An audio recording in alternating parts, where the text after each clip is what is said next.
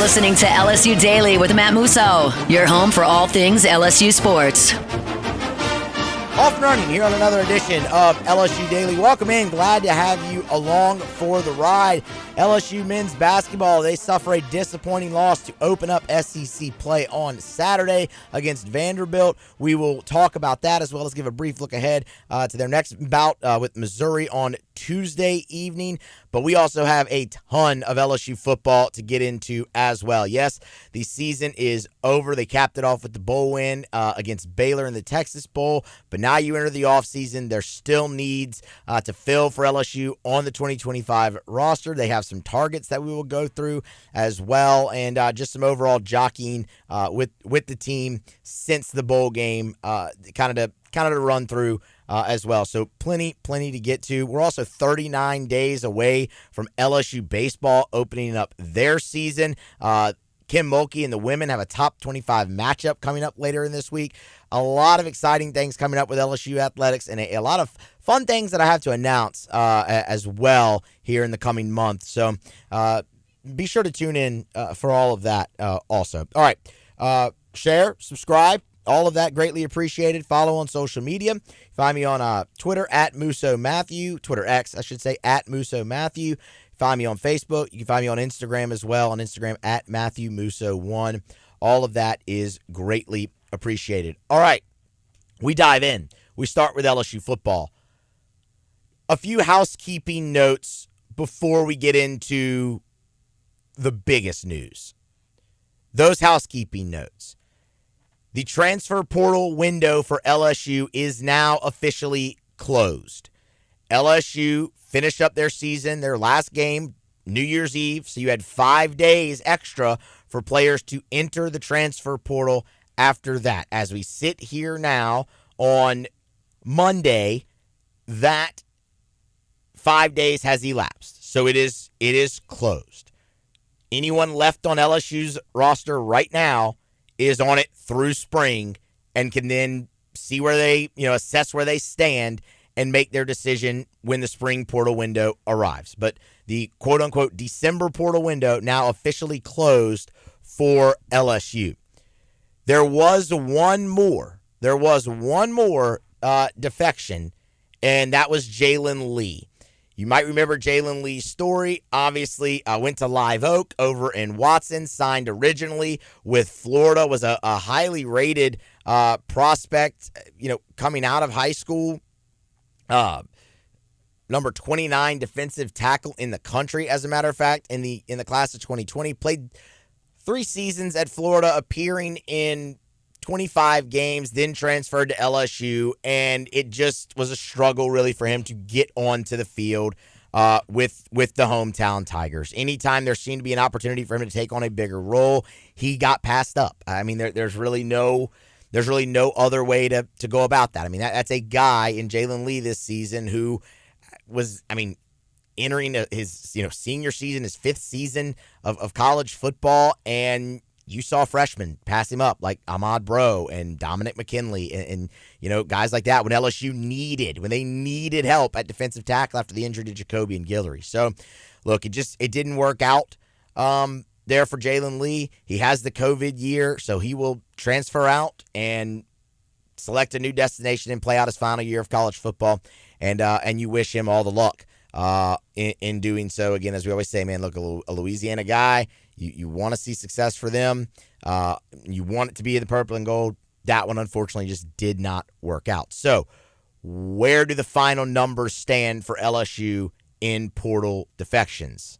The answer to that is 19. LSU saw 19 players from the 2024 team leave and enter the transfer portal over the last month and some change. Now, what we've also talked about plenty is what LSU has brought in. And so far, LSU has brought in 14. And there could be more on the way and on the way shortly. So let's switch gears now. You might have saw on Sunday evening, Matt Zenitz of 247 Sports, CBS Sports, that arena there, did tweet out that LSU is set to host one of the top uncommitted safeties in the transfer portal. That is Tamarcus Cooley. So some background for you on Tamarcus Cooley. He started his career at Maryland in 2023, appeared in 2 games, and redshirted that season.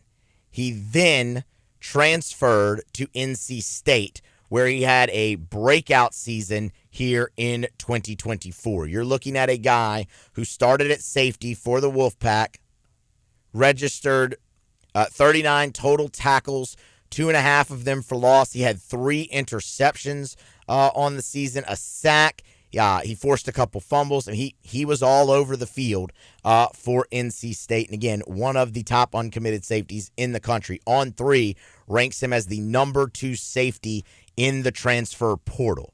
This could be a massive, massive get for LSU at a very, very important position of need. 5'11", 205 pounds is Tamarcus Cooley, and when you look at competition-wise, it's there, and it's in the SEC. While Matt Zenitz also noted, while Matt Zenitz noted Cooley will visit LSU, he also will visit Ole Miss at the beginning of this week. I believe it was Saturday and Monday.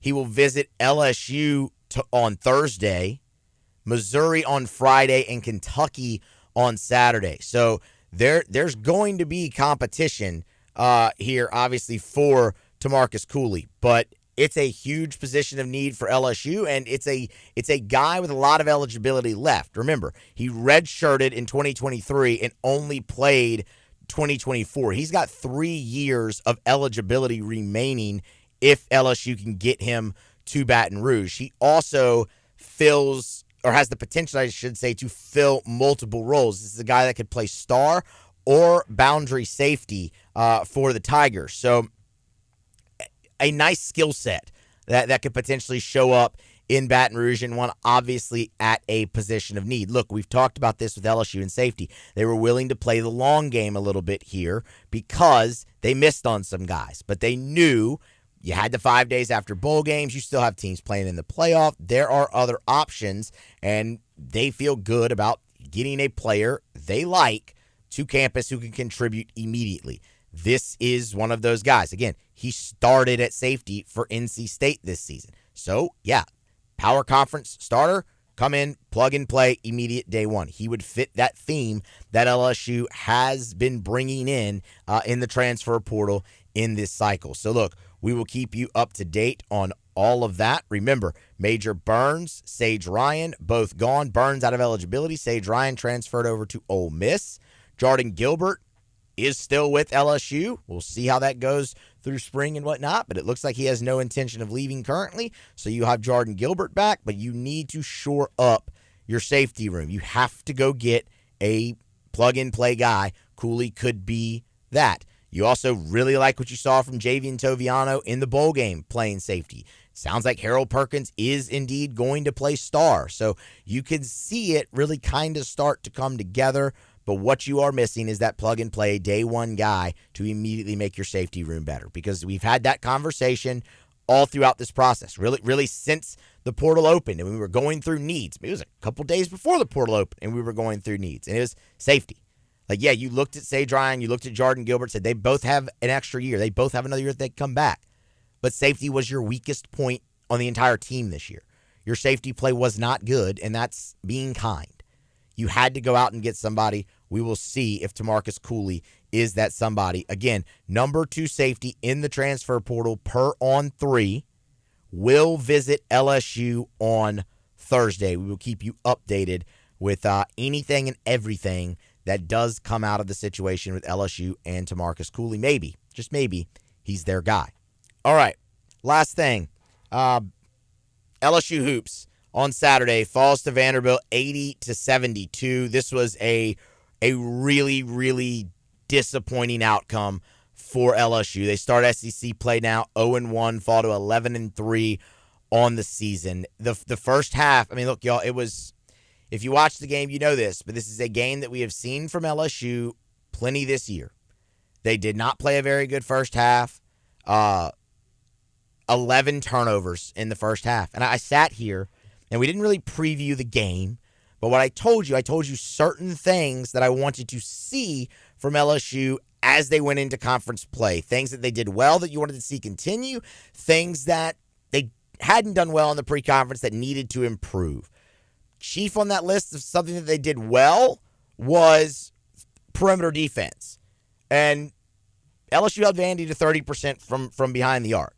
That's a little higher than their average, but it's still pretty good. They were 8 of 26. Like, that's solid. Something that LSU had done well was rim protection. Well, LSU had 3 blocked shots, but that's far below their average, and they got out-rebounded in the game by 10.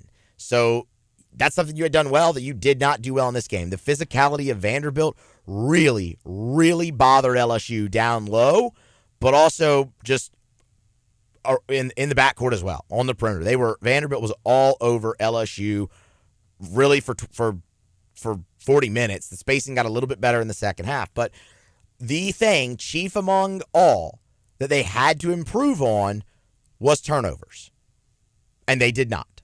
LSU turned the basketball over 11 times in the first half, and it allowed Vanderbilt to build a 13-point lead. And I know LSU, down the stretch of non-conference, had improved their turnovers, but they weren't playing anybody with a pulse. They just weren't.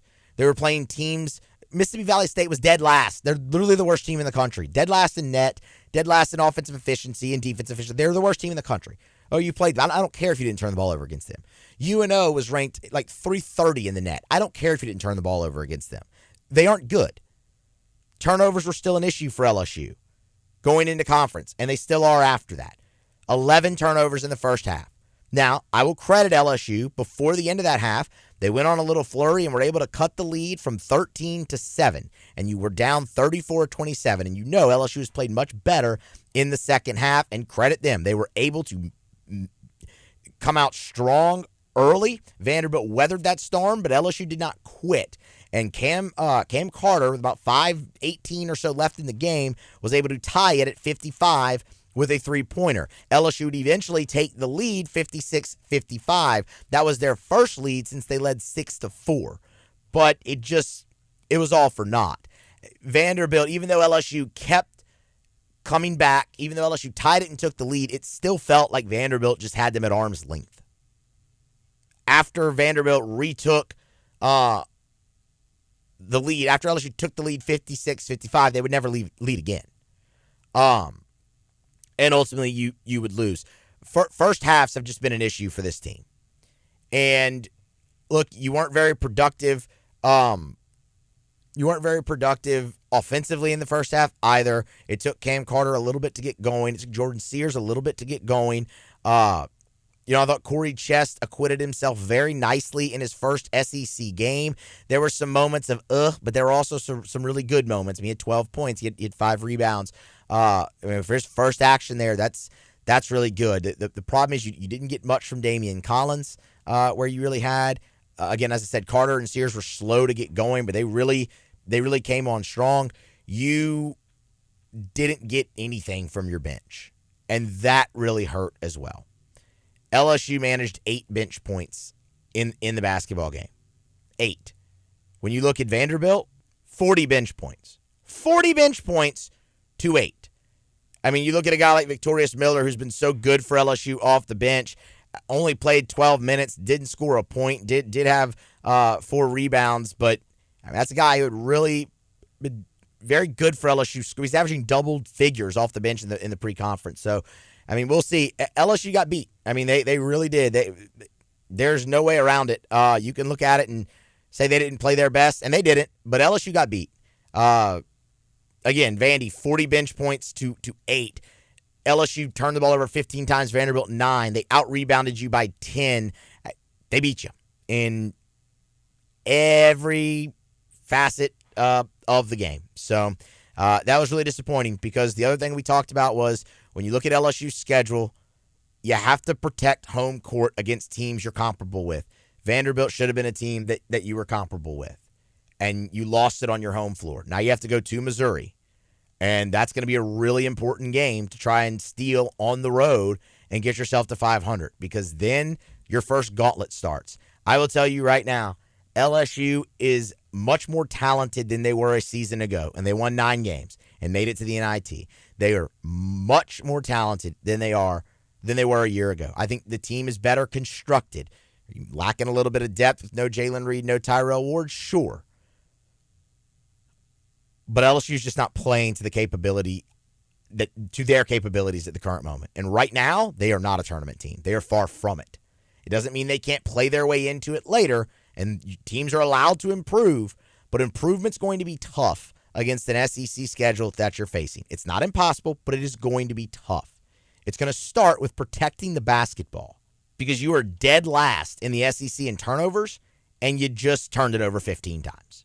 You improved on it in the second half, and it allowed you to make that comeback. Only 4 turnovers for LSU in the second half. You need to be a little bit more consistent there.